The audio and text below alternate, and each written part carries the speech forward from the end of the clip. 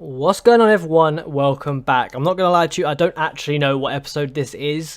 Obviously, you would have seen a big batch that I've all recorded on Saturday, and honestly, it all just becomes such a blur that I just didn't know what episode I was on. So I know it's somewhere after 9, but I'm going to say it's episode 12. Welcome back to episode 12 of the Sporting Lisbon edition of our FM19 Journeyman save. And today, 2 games as usual. One in the Champions League, one in the Portuguese Premier League, where we're looking to try and regain our title. Obviously, we won the title last season. That's actually the episode that I'm uploading on the day of recording this. So it's Monday for me, and that's when that video goes live. So, but by the time you see this, it'll be like Wednesday, Thursday, something down the line. So we did win the title last year. I'm looking to hold on to it, of course. Since we last met, it was obviously the 4-1 loss to Bayern Munich and then the 3-0 win against Academica.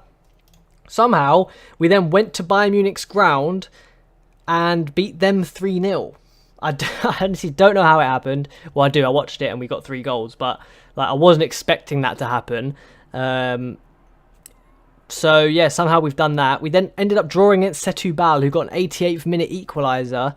But we did win in the Taça de Portugal in the 4th round, 2-0. So we're through to the 5th round of that.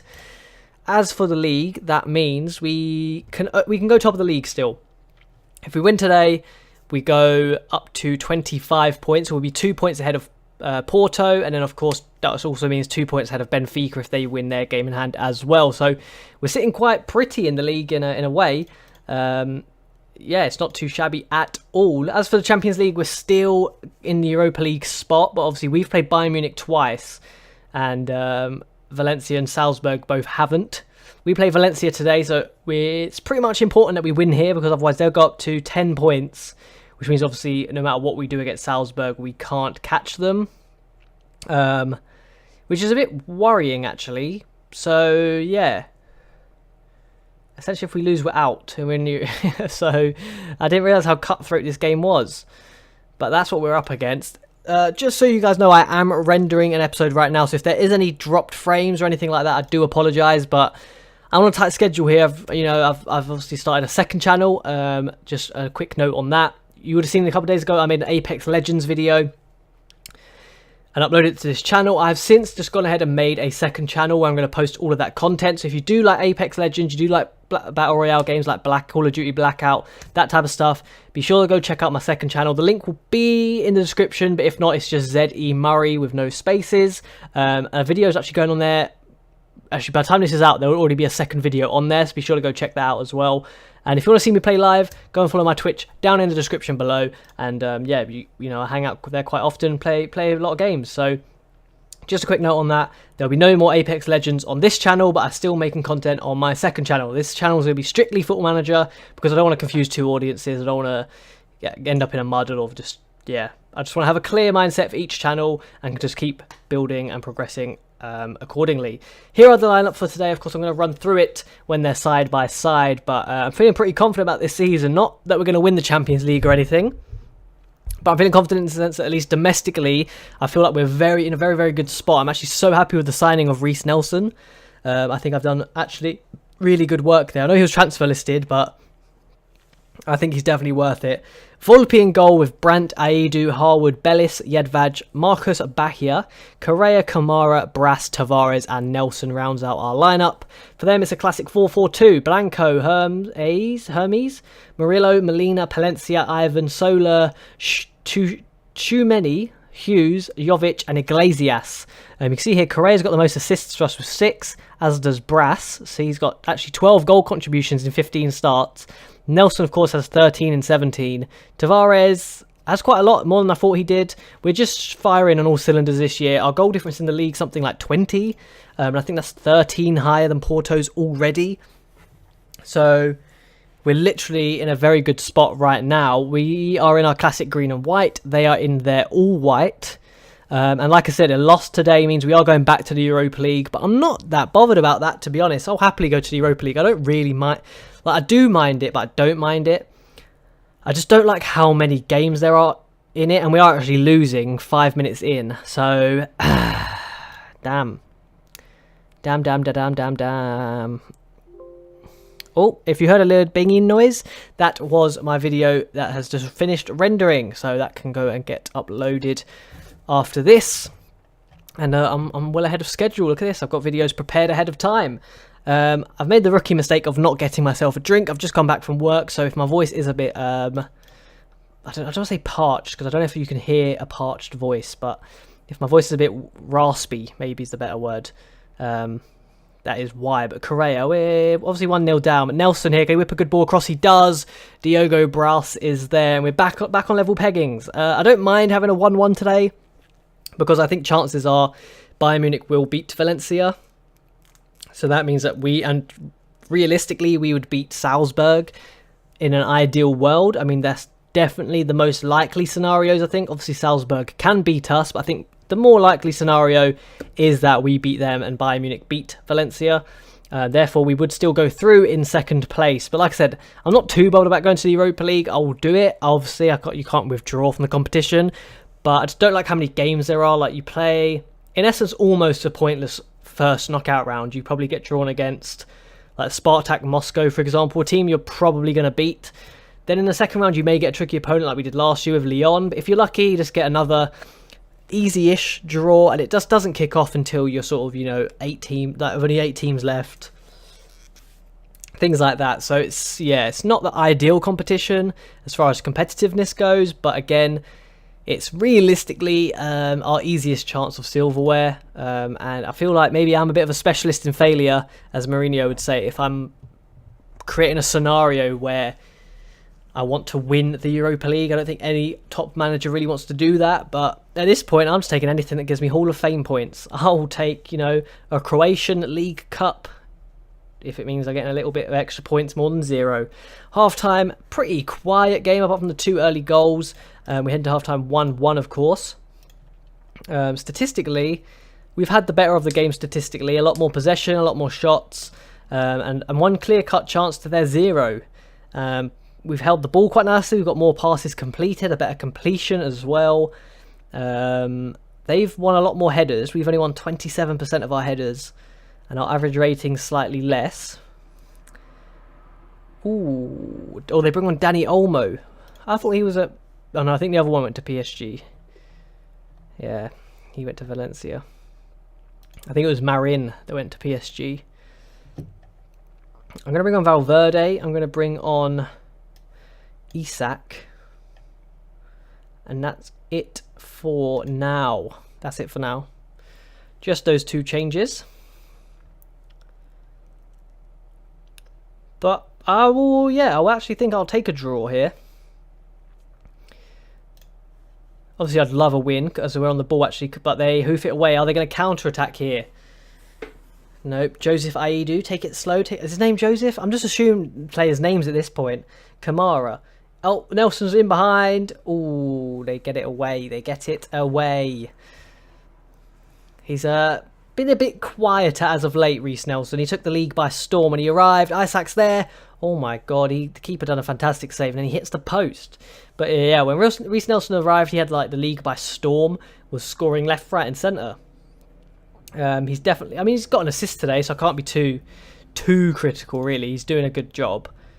Average rating wise, we're now ahead of them. We're on a 6.78. They're on a 6.71. Obviously, that's because they've made a few subs and whatnot. Possession-wise, we're still dominating. Shots-wise, we're still dominating, but they did just go very close with that free kick. So, again, in Valencia's eyes, they're going to take a draw as well because they know if they... Oh, Valverde whips a lovely, weird ball in. Comes back out to him on the edge of the box. Into Correa, and he's scored. A bit of a dodgy camera angle. Hasn't really shown the true potential of the move. But Correa's in nonetheless, and we've taken the lead 2-1. Which actually puts us in a very, very, very good spot. We're in the driver's seat, of course. Correa, look at that. Off the inside of the post. Wow, lovely stuff. Perfectly onside. And we score the goal. So, like I said, now we're in second and we play the easier of the 2 fixtures. Unfortunately, it does mean we can only come second. Obviously, Bayern Munich now 4 points ahead. Why do I open my mouth? Why? Why? Well, Although talking about one thing I do need to fix in my videos is I slowly start leaning towards the thing like this. I end up off-centering my webcam because in my mind, for some reason, I think the microphone can't pick me up from this far away, even though I know it can. Like, I know in my mind it can, but I always end up like just wanting to talk into it like this, and then it's just like, what's the point? Wait, we've just scored while I'm talking into the microphone, like it's an ASMR video. And Reece Nelson, I said he's calmed down, he hasn't. Isaac on the ball, spots the run all the way on the right hand side. Lovely finish. Just that's an easy as you like goal. That's so simple, so effective. Perfectly onside. Look at that. Bam, bottom corner. Oh, I've just detected some skip frames 4 minutes ago, apparently. So, apologies for that. But like I said, I was rendering a video. And I imagine that probably has something to do with it. Jedvaj, Tavares, Correa, Kamara, Tavares. Is it going to be 4? Ooh, whizzing past the post. And now we're back in the driver's seat, like I said. The first time. Because now we play the easier of the 2 fixtures. We can only finish second, though, which means we are going to have a tough draw next round. And honestly, I reckon we're going to get Manchester City. I'd put probably money on that we're going to get Manchester City in the next round. As they almost beat Barcelona 3-0 today. They missed 2 penalties. So I reckon if we go through, we will get Man City or Real Madrid. I've played them so many times in this competition. I always get drawn with them. So that's who I'd put our money on us getting. But we've done the job today, a 3-2 win. I wasn't expecting this, actually. I always struggle against Valencia. I've played them many, many times. I've played them with Lyon. I've played them with Inter. I've played them now with Sporting. And I'm sure moving on in the future, I'll play them again and again. Because I guess they're always in that awkward pot now, the new coefficient sort of way it's done with like the league champion goes in pot 1, pot 2, and like it goes down. Valencia always find themselves in like the 3rd or 4th pot, and they're a very competitive team for those pots. Like when you're in a league with Real Madrid and Barcelona, the team, and even Atletico Madrid, realistically, the team that comes 4th is still going to be a very, very strong team. You know, Valencia have proved that time and time again. So they're always going to be a for a pot 3, pot 4, I think they go into pot 3, but for a pot 3 team, they're a very, very tough team to get. We did squeeze out a result today, and we are in the driver's seat, like I said. So next episode, I think it will include the Salzburg game, just to round out the Champions League group, just so we get a fight, because, you know, I could still bottle it. That's what I do best. But in the meantime, I'm going to go ahead to this Penafiel game, where hopefully we can go top of the league table.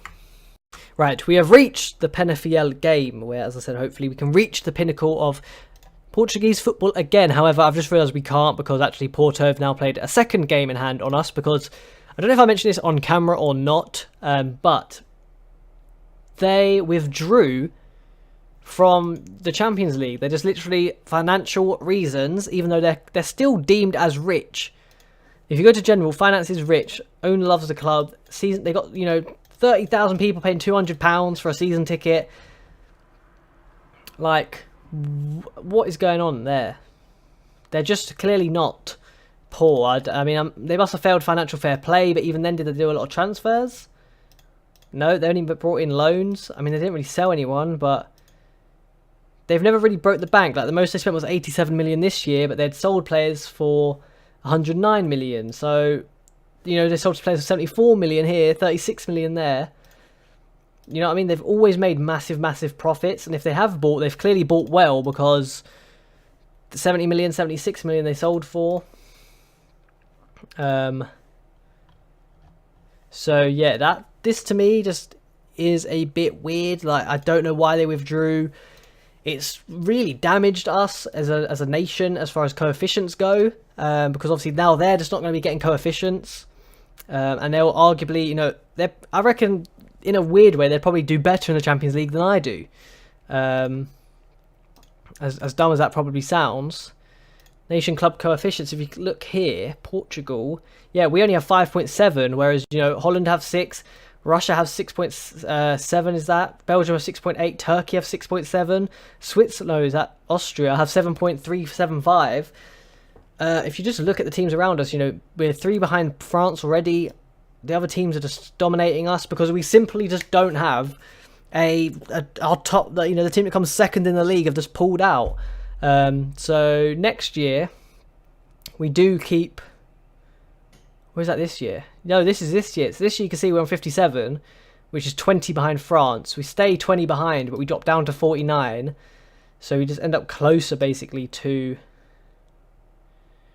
the teams below us. So we're not bridging the gap to France, we're bridging the gap to Holland, which is just not what you want. And I guess this is a good screen to show you why I don't really want to go to places like Denmark and Croatia yet.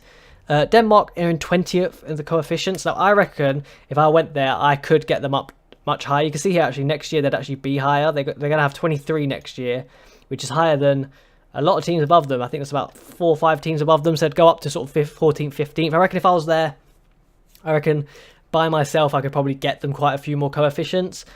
Croatia as well are 17th, but they again fall into that zone where they'll be going up and down depending year on year. But if I was there, it may be a bit more consistent and, yeah, sort of help bridge the gap towards, I don't know, maybe the Turkeys, because Turkey are quite consistent.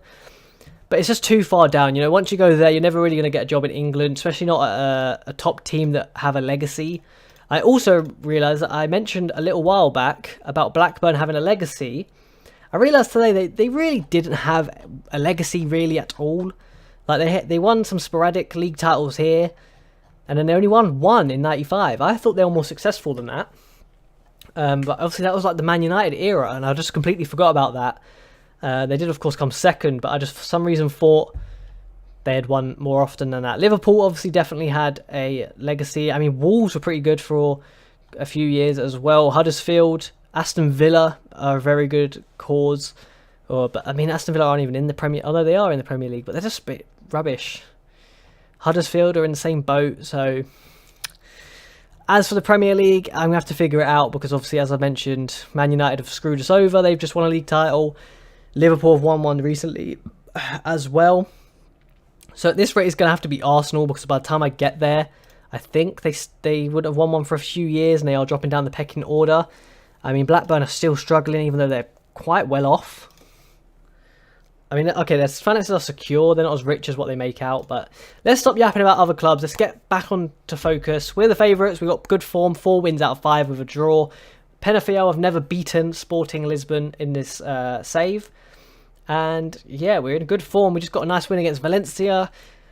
We got lots of green on the pitch as well. Some strong links between players. You know, the midfield trio all linking up very nicely. Here are the lineups. It's Volpe, Ortega, Maras, Harwood, Bellis, Jedvaj, Valverde, Augusto, Sergio, Kamara, Brass, Tavares and Nelson. For them, it's a very narrow edition, which I don't know if that's going to bode well for them or not. Velo in goal, Goulart, Carvalho, Rafati, Pinheiro, Jallo, Braga, Manzuri, Adrezinho, Silva and Jean up top. And yeah, like I said, not too bad of a lineup. That could cause us some problems. I imagine it won't, just because we do have very effective wingers. And if they can get behind those fullbacks, it's pretty much game over for Penafiel. So yeah, I mean, they're doing pretty well this year, up to 6th place. Again, that's a big issue with these nations is obviously in England and Spain. Ooh, Harwood Bellis. Valverde, Augusto, Sergio. Ooh, yeah. The problem is that with nations like England, and I mean, maybe not so much England anymore because of how competitive it's become. But England still works. Spain, Italy are probably a good example. Is that the same sort of? At least I'd say out of the 4 that qualify, 3 are often the same as the previous season. Which I guess for Portugal's kind of makes sense. But then also if you go further down the list for England, for example, the top 6 is always going to be really the top 6 for like year on year on year on year. And out of those 6 teams, Valverde, lovely goal there. So you go 1-0 up. Out of those 6 teams, at least 3 of them often have a very good showing in Europe, and the other ones still get to the latter stages. They still get to knockout rounds. In the group stage, they probably got a lot of wins, and they always, yeah, like I said, make quite deep runs in the European competitions. Same for Spain, Real Madrid, Barcelona, Atletico Madrid, Sevilla, Valencia, and whoever, Real Sociedad, Vigo, whoever else. They always make deep runs. Italy, you have Juventus, Milan, Roma, Napoli, Lazio, whoever else qualifies over there. Those 4 or 5 teams year on year build and build and build on their squad, and they can just keep strengthening, they can keep making deeper runs. Portugal, for example, last year, I think Farense just scraped in. Yes, they're on the the brink of qualifying again, but the chances are they're not going to make it again, and a different team steps into the coefficients. But then what happens is that team then drops out next year, and it just becomes like a constant free-for-all, and I feel like the teams that are qualifying for Europe aren't actually that good. They're just sporadically qualifying because they're all the best out of a bad bunch. As Frederick Jean gets a goal back for Penafiel in the midst of me talking, and my point for that is, for coefficients, so for example, France, for example, PSG and Monaco, you can always really, I mean, not so much in real life because Monaco are awful this year, but at least in Football Manager, you can always count on those two teams being fairly solid, and they're probably both going to get to the knockout rounds. They're both going to keep building year on year. Lyon, Marseille, Bordeaux, again, best of a bad bunch, but I feel like they're still a step up from like Penafiel, for example, Forenza. And I guess the point I'm making is that if you're the best of a bad bunch, chances are you're going to get to the Europa League, you're going to get knocked out in the qualifying round, you're going to get knocked out in the group stage. Oh, Kamara's not having anything from Penafiel today. What a finished little toe poke. I guess my point is that it's going to be hard for smaller nations like this to... I'm getting distracted. Today is Monday for me, and my brain's been frazzled all day. I put it down to lack of sleep. I didn't sleep very well last night. I've been staying up late playing Apex Legends all over the weekend, waking up like 7 hours later, which, yeah, people go, that's quite a lot of sleep. I only get that a day. I usually sleep like 8 to 9 hours a day, and if you cut that down to 6-7 hours, bear in mind, I'm just sitting in front of the screen, just burning my eyes, melting my eyes, like, it's all catching up with me. What was my point? What was I talking about? I guess my point is we're not going to get coefficients, and Portugal are in that weird spot where they're arguably one of the better nations, but the reason they can't really compete with France on the coefficient level is I guess just money from like... I guess also it comes into money from reaching the latter stages of these competitions, because obviously PSG and Monaco are always going to get massive prize money from these competitions, from TV revenue, from competition bonuses, all of that. But I mean, you know, Forenza probably got like a couple 100k, and then they got eliminated in the qualifying round. So therefore they don't have the money to then invest in their squad and keep building up and up and up. So they just get stuck in this like middle ground between the nations that are slightly weaker and have consistency, and then the nations above them have consistency. And I guess maybe probably similar to like Turkey as well, for example, you know, Galatasaray, I guess Fenerbahce, Başakşehir and Besiktas. But then the rest of the nations, each year on year, keep pushing each other out. This year they have Europe, this year they have Europe, now we have Europe. And then again, none of them end up generating a consistent income. None of them end up investing in their squad enough, or they do invest in Europe, they do get quite far, but then you've often seen that those clubs then end up 13th in the league, and then they end up in a rut because their players have got used to European football. They all want to leave all of a sudden. They think they're too big for their boots, and then end up back at you know, sort of step zero, back to where they began. And it's all Valente for Penafiel. They're now 3-2. This game is. Both games have ended 3-2 if this ends like how it is. Basically, I'm just going on a bit of a rant about the Portuguese nation, as far as Europe goes, almost being in a rut. But then again, I'm chatting a load of waffle because Porto won the Champions League not too long ago. And I mean, Sporting Lisbon are pretty good. Benfica are pretty good. All the nations here are pretty good. Rio Ave are pretty good, actually. But again, I just don't see them being that consistent. And I just don't see them generating... You know, you never... When have you seen Rio Ave in like the semi-final of even like the Europa League? Or, fair enough, Benfica in this save actually just won the Europa League. But I'm talking about the lesser nations, like... Would you ever see Maritimo or Forenza in the semi-final of the Europa League? No. Is it rare? You know, there's still chances they could drop down to like 11th or 12th. I just think it's pretty tricky to get the Portuguese league up to a higher coefficient. I'm honestly just ranting. I'm so like, today has just not been my day. Spaced out. It's Monday. I need sleep. I'm so thirsty. Still haven't got a drink. What am I doing? What am I doing? Apparently winning league titles and doing quite well on Football Manager somehow. As we're looking to see this game out. It looks like we're pressing for a fourth, which if we could get would be lovely. But I doubt we're going to. Although Ortega struts his way to the ball very slowly. We whip it in that post. Tomas is there. We do get a fourth. It's 4-2. Both games have not ended 3-2, but we have conceded 4 goals in 2 games, which, considering I was boasting about our defensive record, doesn't sound too great, does it? And if anything, I think Benfica might be our... Actually, I can't really rule out Porto. They'd be on the same points, but just looking at goals scored and their defensive record, Benfica are looking a bit more threatening than Porto, but they're on the same points, so I'm just chatting a load of waffle. We win 4-2. That's the important thing. Although a lot of late goals, 86th minute, 90th minute, and 96th. So, I just ended the team. Getting trigger happy there. What am I doing? What am I playing at? But, like I said, we get the result today. Unfortunately, Nelson's injured. He's out for 3 to 4 weeks. No way. Right, when does he come back then? So it's what? November now. So let's just say he comes back at the beginning of January-ish. What does he miss? Firenze, Vozim, misses Salzburg, Boa Vista, that's not too bad. 2 cup games. Well, 3 cup games in essence. Academica, I'm sure we can beat, although they're on the verge of knocking us out. Ferreira, I'm sure we can beat. So we should go to the 6th round of this, which is also known as the quarter-final, which is good. And then we should also get to, I think the semi-final follows this, where some teams are doing us some big favours. Porto currently aren't going through, Benfica currently aren't going through, and Rio Ave are also currently not going through.